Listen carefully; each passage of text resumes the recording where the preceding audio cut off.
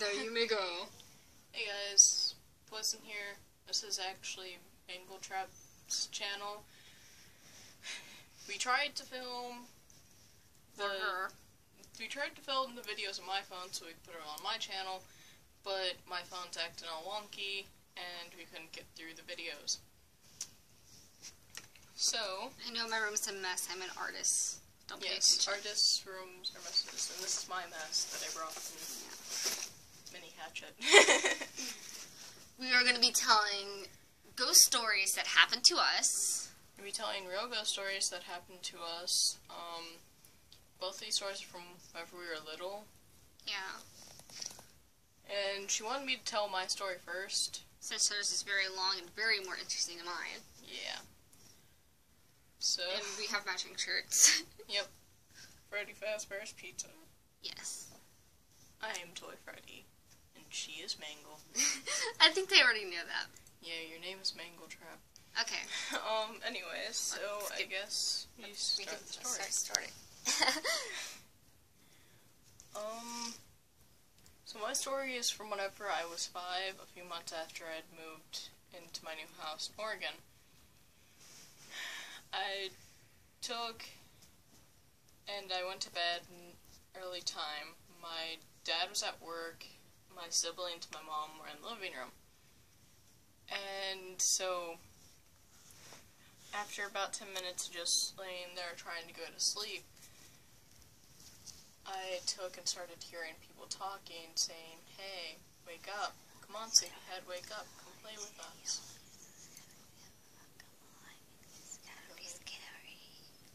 I'm sorry, I'm trying to make it more interesting.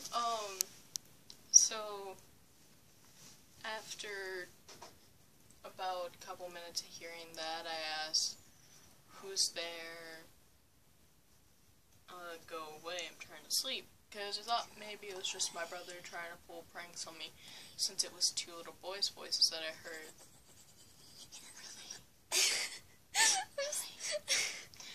I'm sorry. And essentially, after that, I kept hearing them say, "Come on, wake up, hey, come play with us, come on." So there's nothing to fear. Except fear itself. And so, I opened my eyes. When I opened my eyes, I saw 2 little boys, shadows, hand in hand, and I didn't do anything, pretty much out of fear, I guess. They said, "Come on, come play with us, it'll be fun." And they walked into my closet. And after they walked into my closet, they disappeared. I screamed bloody murder, and I ran into the living room where my siblings were, and I hugged my mom, and I was crying. I wouldn't let go of her, I wouldn't stop crying. After about 30 minutes, she got me to calm down. Whenever I calmed down, she asked me to explain what happened to her, so I explained it. And whenever I explained what happened to her, no one believed me, especially my older brother, who was 8 at the time, because he took and he started saying that I was just lying to get attention because I was 5 and it was just my imagination. So my mom told me to go back to sleep, but I wouldn't budge, I wouldn't go back into my room. I was scared that they were like gonna kill me or something. I know. And so my mom made a compromise and she wouldn't go lay down with me. And once I fell asleep, she walked out the room, and that's about it for that part.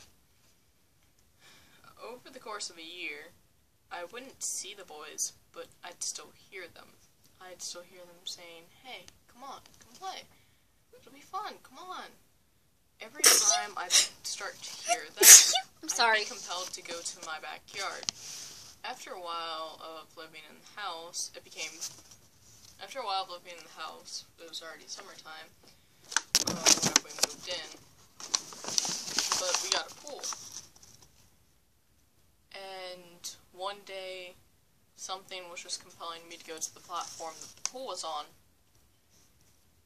So, since every time I walked in the backyard, I'd just stay there for a little bit, look out into space, and then I'd walk back into my house. Something compelled me to go to the pool.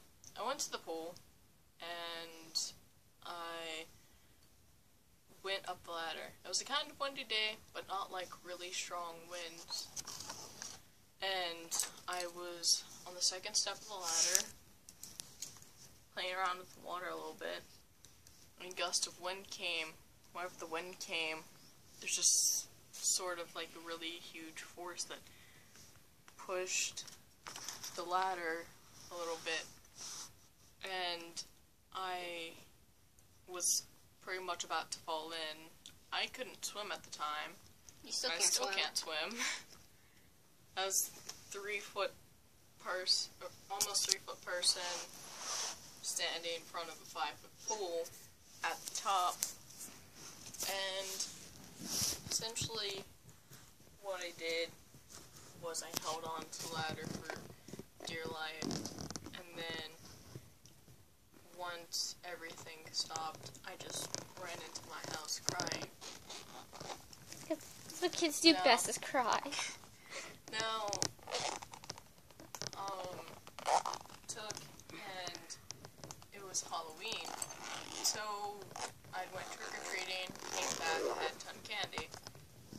So my mom let me watch The Shining whenever I was 6 on Halloween night, Why not? while eating candy. It's the first time I had ever seen The Shining.